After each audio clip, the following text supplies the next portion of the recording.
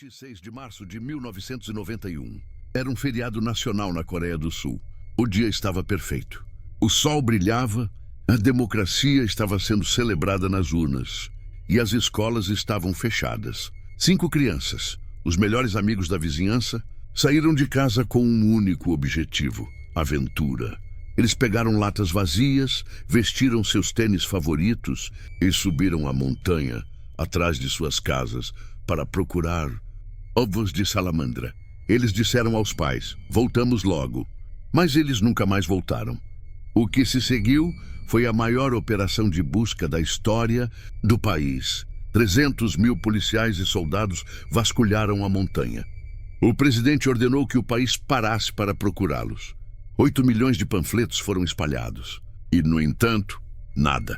Nem um sapato. Nem uma pista. Era como se a terra tivesse engolido 5 meninos de uma vez.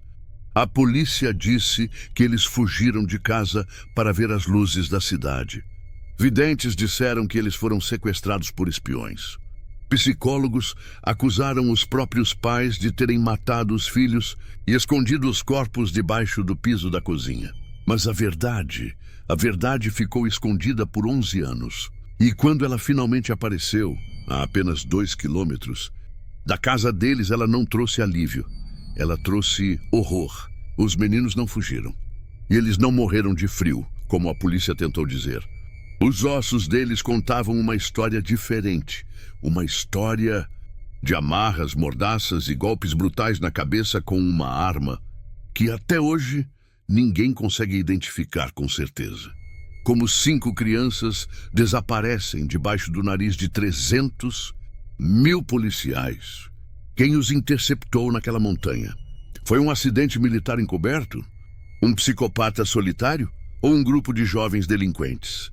E o mais revoltante, porque o assassino, mesmo que apareça hoje, nunca poderá ser preso?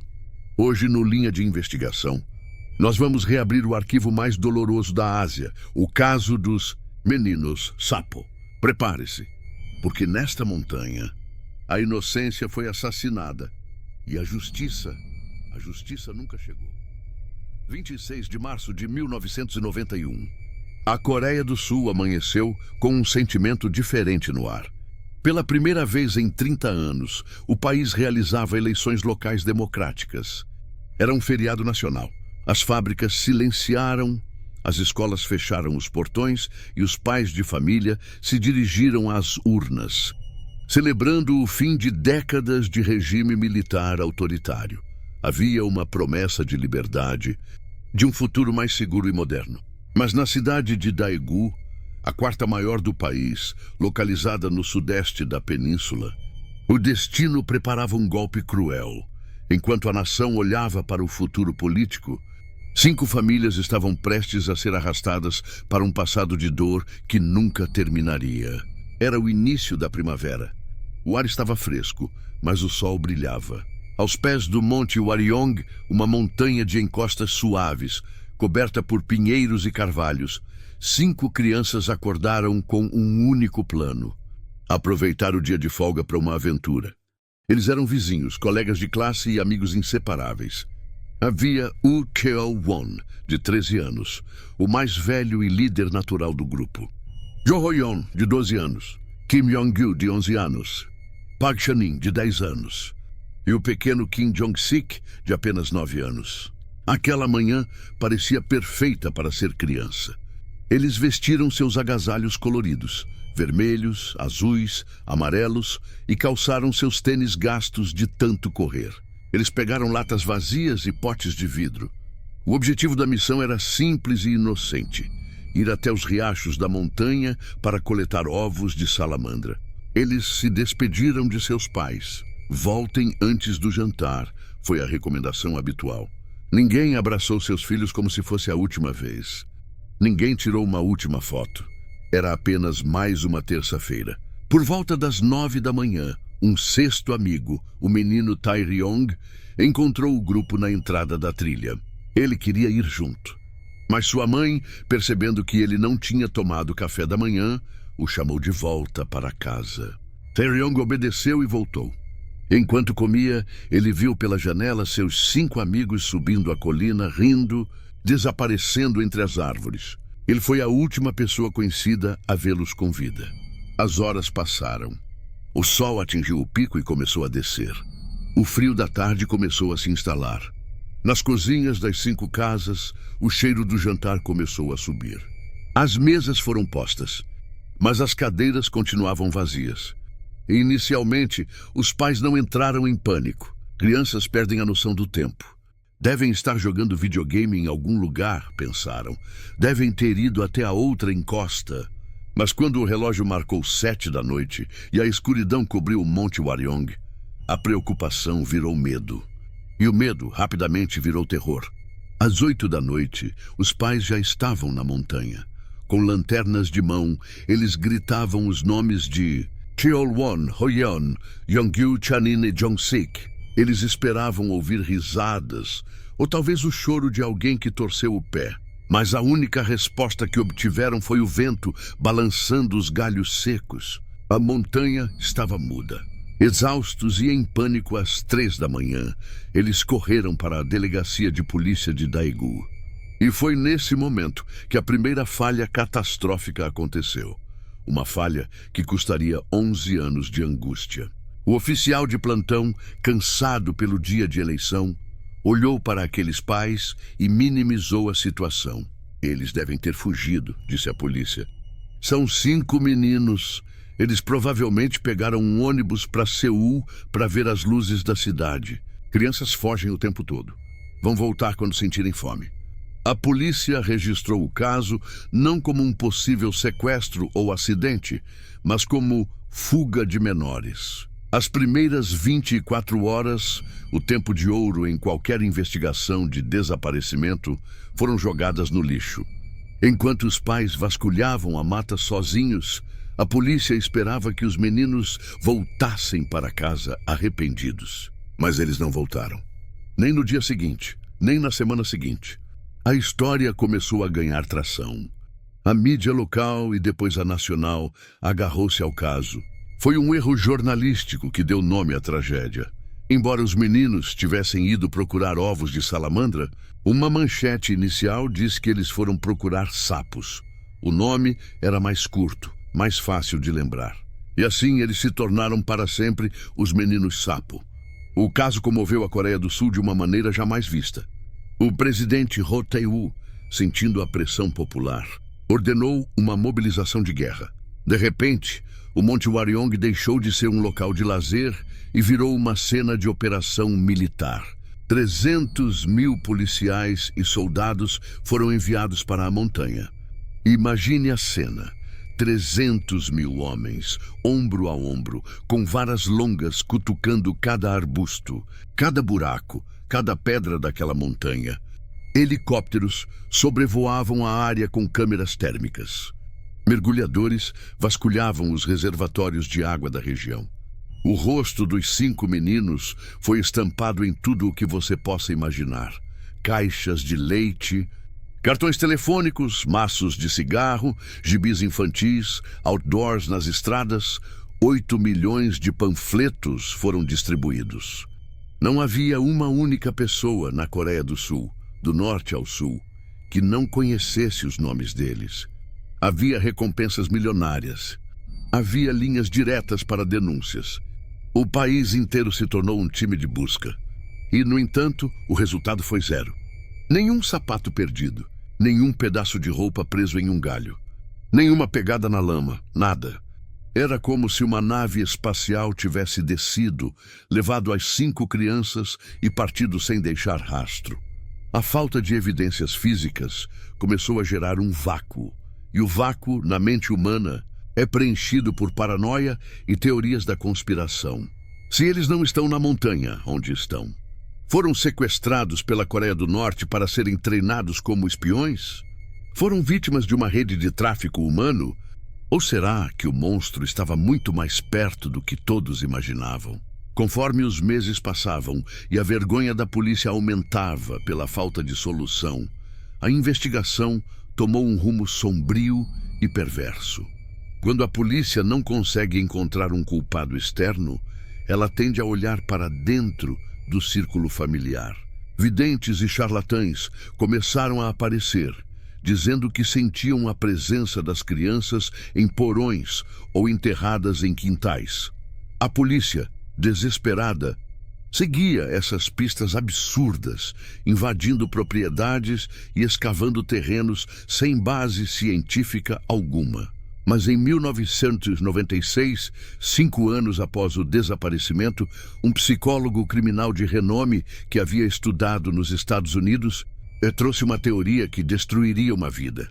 Ele analisou o comportamento dos pais das vítimas e ele fixou sua atenção em um homem, Kim Cheol-ju, o pai do menino Kim Jong-sik. A lógica do psicólogo era falha, mas sedutora para a mídia. Ele dizia que o Sr. Kim parecia calmo demais, que ele não chorava copiosamente na frente das câmeras como as mães faziam, que ele falava de forma articulada. O psicólogo teceu uma narrativa macabra. Segundo ele, o Sr. Kim teria matado o próprio filho acidentalmente em um acesso de raiva ou acidente doméstico. E para encobrir o crime, ele teria atraído e matado os outros 4 amigos que testemunharam o fato. E onde estariam os corpos? Debaixo do piso da casa, afirmou o psicólogo. Ele os enterrou na própria cozinha para mantê-los por perto.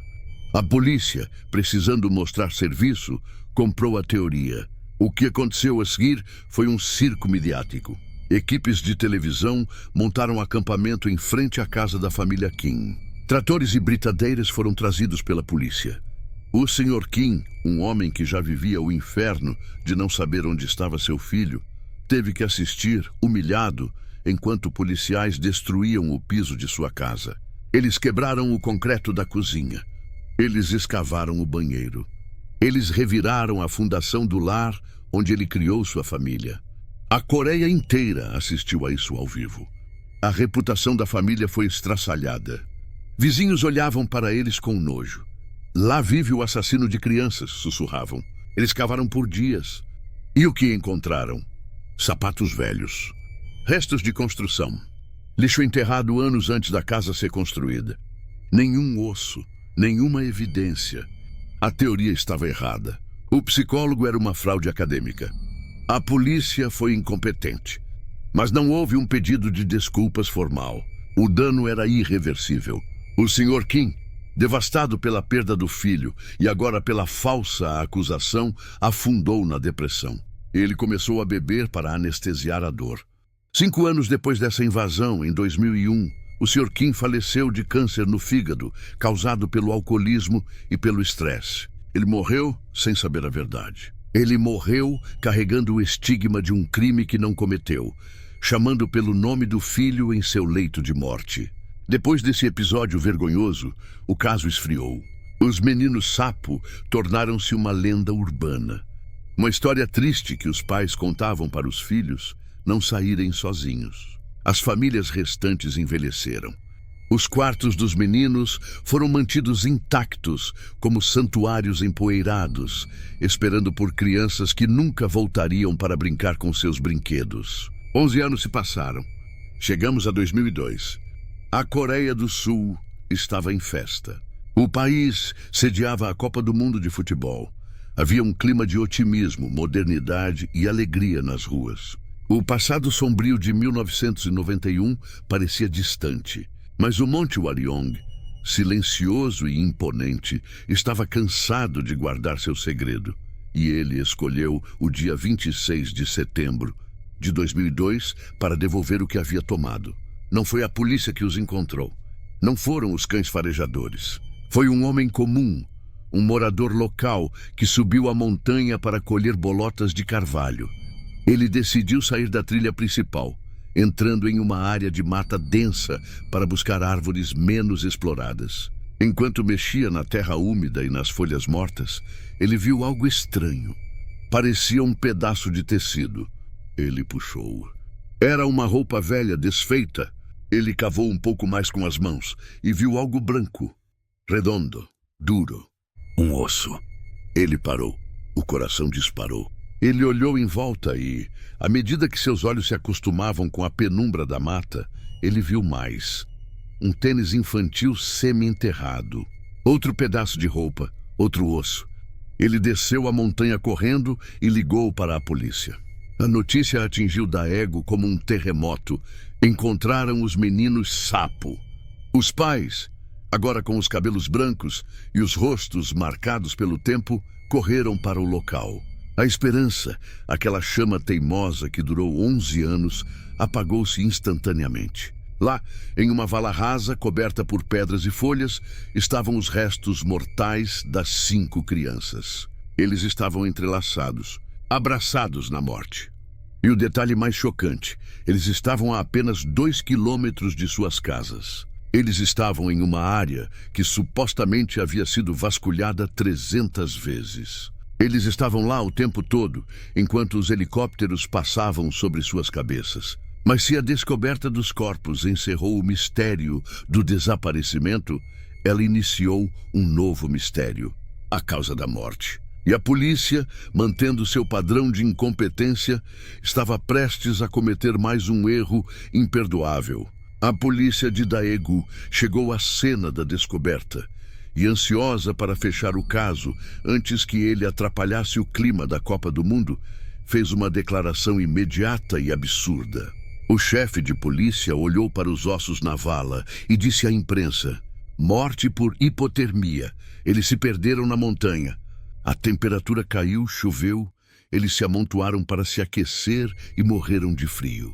Essa declaração revoltou as famílias e o país. Hipotermia, a 2 quilômetros de casa, em uma montanha que é praticamente o quintal deles. As luzes da cidade eram visíveis dali. O terreno era inclinado. Bastava andar para baixo para encontrar civilização. Eram meninos espertos locais. A ideia de que 5 deles morreriam de frio sem tentar caminhar 10 minutos era insultante. Os pais exigiram uma investigação real. Os corpos foram levados para a Universidade Nacional de Kyungpuk para uma análise forense detalhada. E quando a equipe de legistas, liderada por especialistas que não respondiam à polícia local, limpou os ossos e os colocou sob o microscópio, a teoria da hipotermia foi destroçada. O que os ossos revelaram foi um cenário de brutalidade extrema. Primeiro, as roupas. As camisas e calças dos meninos não estavam apenas vestidas. Elas estavam amarradas.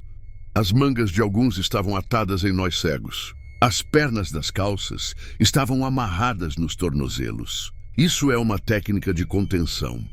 Alguém amarrou aquelas crianças. Mais perturbador ainda, meias foram encontradas enfiadas na boca de alguns deles. Mordaças improvisadas. Quem morre de frio não se amordaça. Depois os crânios. 3 dos 5 crânios apresentavam marcas de trauma severo. O crânio de Woo Cheol-won, o mais velho e líder do grupo, contava a história mais terrível. Havia 25 marcas de impacto em sua cabeça. Mas não eram fraturas comuns de uma pedra. Eram marcas pequenas, retangulares, profundas e precisas. O osso estava picotado. O legista descreveu como se alguém tivesse batido repetidamente com uma ferramenta afiada, mas sem força suficiente para quebrar o crânio de uma vez, apenas para perfurar e causar dor extrema. Outro menino tinha um buraco grande no crânio, compatível com um golpe de força esmagadora ou um tiro. Outro detalhe crucial, o musgo. Havia musgo crescendo dentro da cavidade craniana dos meninos, mas não havia musgo na superfície do local onde foram encontrados. Isso provava cientificamente que eles foram enterrados às pressas, logo após a morte, e que ficaram ocultos por anos antes que a erosão e a chuva expusessem os ossos. Não foi um acidente. Foi assassinato e ocultação de cadáver. A polícia teve que recuar. A causa da morte foi alterada para homicídio por trauma contundente. O caso mudou. Não eram mais crianças perdidas. Eram vítimas de uma chacina. Mas quem? E por quê? A natureza das feridas era bizarra. Nenhuma ferramenta comum de crime, martelo, faca, taco de beisebol, se encaixava perfeitamente nas marcas retangulares encontradas no crânio de Cheol-won. Os detetives começaram a testar tudo. ferramentas agrícolas, picaretas de alpinismo, chaves de fenda. Nada batia. Foi então que a investigação esbarrou em um elefante na sala que ninguém queria mencionar. O Monte Wariong não era apenas um parque público. Naquela época havia uma base militar ativa nas proximidades. E mais especificamente, havia um campo de tiro do exército localizado a poucas centenas de metros de onde os corpos foram encontrados. No dia do desaparecimento era feriado. Mas moradores locais relataram ter ouvido sons de disparos esporádicos na montanha. E junto aos corpos dos meninos, os legistas encontraram algo que a polícia tentou esconder no relatório inicial: projéteis de bala e cartuchos vazios.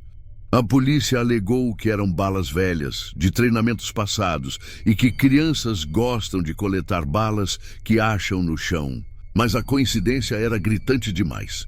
5 meninos encontrados mortos perto de um campo de tiro, com ferimentos na cabeça e cartuchos de bala ao redor. A teoria mais sombria começou a tomar forma. Será que os meninos sapo foram vítimas de um acidente militar? Uma bala perdida disparada por um soldado negligente que treinava ilegalmente no feriado? E para encobrir o erro e evitar uma corte marcial, será que o soldado, ou um grupo deles, perseguiu e executou as testemunhas? As amarras nas roupas sugeriam alguém treinado em técnicas de contenção. A ocultação dos corpos foi eficiente o suficiente para enganar as buscas por uma década. Mas enfrentar o exército na Coreia do Sul é uma tarefa quase impossível. A base militar negou qualquer atividade naquele dia. Registros de munição da época, convenientemente, não existiam mais ou estavam incompletos. A polícia, sem poder político para investigar os militares, deixou essa linha de investigação morrer. O caso entrou em um beco sem saída. Tínhamos os corpos. Tínhamos a prova do assassinato. Mas não tínhamos a arma e não tínhamos o assassino. Anos se passaram. O caso permaneceu aberto, mas frio. Até que recentemente, com o avanço da internet e dos fóruns de discussão true crime na Coreia, uma nova teoria surgiu. Uma teoria que não envolve militares, mas algo talvez mais assustador: a violência aleatória de outros jovens. Um investigador amador analisou as fotos das marcas no crânio de Cheol-won e fez uma descoberta arrepiante. As marcas retangulares, pequenas e profundas, encaixavam perfeitamente com uma ferramenta específica, um paquímetro de vernier, ou nojisu em coreano. Para quem não sabe, um paquímetro é uma ferramenta de metal usada para medir distâncias com precisão. É usada em indústrias, mas também é uma ferramenta padrão, carregada por estudantes de escolas técnicas e profissionalizantes. O paquímetro é feito de aço pesado. Ele tem mandíbulas afiadas para medição. Se usado como arma, batendo com a parte de trás ou com as pontas, ele deixaria exatamente o padrão de ferimentos encontrados. Múltiplos golpes pequenos, profundos e retangulares, causados por alguém batendo repetidamente em um acesso de fúria frenética. A teoria sugere que os meninos sapo podem ter cruzado com um grupo de delinquentes juvenis, estudantes de ensino médio de alguma escola técnica da região, que estavam na montanha, matando aula, fumando ou cheirando cola, um problema comum nos anos 90. Talvez os mais velhos tenham tentado extorquir dinheiro das crianças. Talvez os meninos tenham reagido. A situação saiu de controle. Um dos delinquentes, em pânico ou drogado, usou a ferramenta que tinha no bolso, o paquímetro.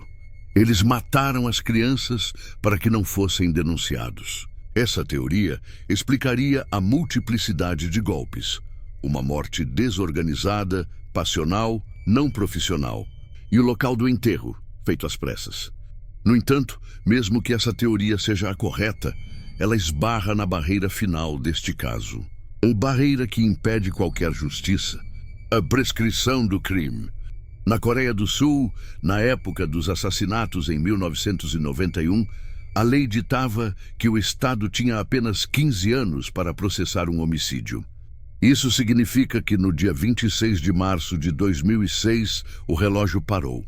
O caso prescreveu. Legalmente, o arquivo dos meninos sapo está fechado. Isso é o que mais dói.